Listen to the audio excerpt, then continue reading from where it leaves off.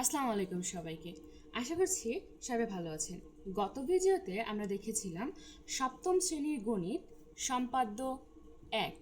এবারের ভিডিওতে আমরা আলোচনা করব সপ্তম শ্রেণীর গণিত সম্পাদ্য 2 সম্পর্কে। তো চলুন দেখা যাক সম্পাদ্য 2-এ কী বলা হয়েছে। সম্পাদ্য 2-এ বলা হয়েছে কোনো ত্রিভুজের দুইটি বাহু ও এদের অন্তর্ভুক্ত কোণ দেওয়া আছে, ত্রিভুজটি আঁকতে হবে। আচ্ছা, ঠিক আছে, মানে দুইটি বাহু দিয়ে দেওয়া হয়েছে যে কোনো মাপের এবং একটি কোণ দিয়ে দেওয়া হয়েছে। এবার ওই দুইটি নিয়ে আমাদের একটি ত্রিভুজ আঁকতে হবে। তো চলুন শুরু করা যাক। প্রথমেই দুটি বাহু নিয়ে নিচ্ছি, যে কোনো মাপের দুটি বাহু নিলেই হবে, তবে একটু ছোট বড় নিতে হবে, দুটো এক মাপের নেওয়া যাবে না। তো আমি প্রথমটা একটু বড় নিলাম, দ্বিতীয়টা একটু ছোট নিলাম।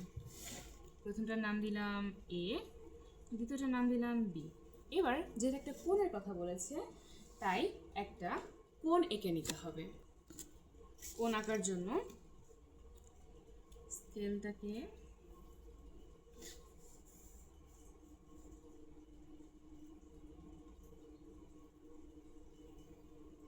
আচ্ছা, এই যে কি নিলাম একটা কোণ, কোণের নাম দিই ধরুন এক্স।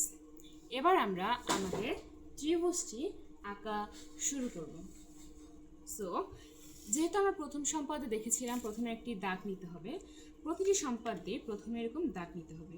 প্রথমে আমরা একটি বড় দাগ নিয়ে নিচ্ছি, যে কোনো মাপের, এটা কোনো নির্দিষ্ট মাপ নেই, আপনি যে কোনো মাপের একটি দাগ নিয়ে নিতে পারবেন।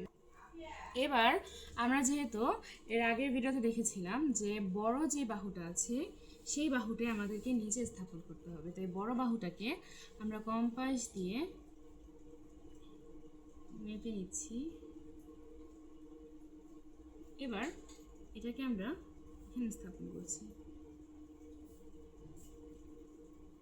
আচ্ছা,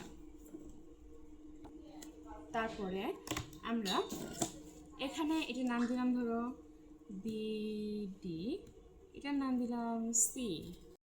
হ্যাঁ, সি বিন্দু নিয়ে নিয়েছি।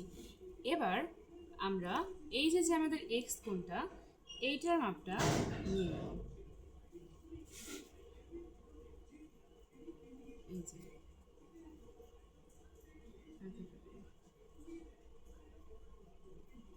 এইটার মাপটা নিয়ে আমরা ওই একই মাপে সি বিন্দুতে আমাদের এই কম্পাসের অগ্রভাগ বসিয়ে এভাবে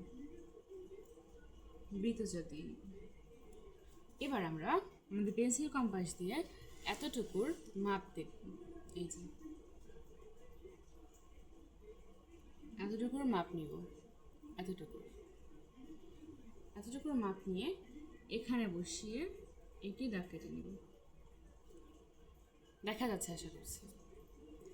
এবার আমরা এই দাগ এবং এই দাগে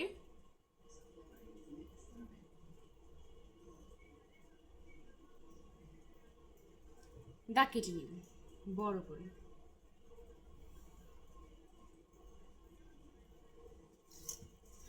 ওকে, এখন এর কাজ তো শেষ, এই এক্স কোণের কাজও শেষ, বাকি রইল শুধু বি। এখন আমরা করব বি এর কাজ। এখন কম্পাস দিয়ে আমরা বি কোণটিকে মেপে নিব, তারপরে এই সিতে বসিয়ে এখানে বি মেপে নেব। পেয়ে গেলাম বি। এখন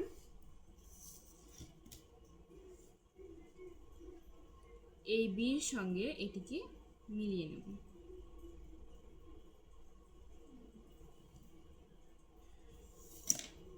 হয়ে গেছে আমাদের ত্রিভুজ। এখন এগুলোর মান বসিয়ে নিই। যেহেতু এটা এক্স কোণ, তো এটার উপরে লিখে নিলাম কোণ এক্স, এটাকে ধরলাম এ। এটা যেহেতু বির মাপে নেওয়া, তো এটা এখানে লিখে দিলাম বি। এটা এ মাপে নেওয়া, এখানে লিখে দিলাম এ। আর কোথাও মাপ লেখার দরকার নেই, এখানে মাপ লিখতে পারি। এই কোণটার মান এ, কিন্তু এই যে একটা অগ্রভাগ বের হয়ে গেছে, এই কোণটার মান এ, কিন্তু একটা অগ্রভাগ যে বের হয়ে গেছে এটার মান ই নিয়ে নিলাম। তো এই ছিল আমাদের সম্পাদ্য 2। আশা করছি সবাই বুঝতে পেরেছেন। আচ্ছা, আমি আরেকবার একটু সহজভাবে আরেকটাবার বুঝিয়ে বলছি।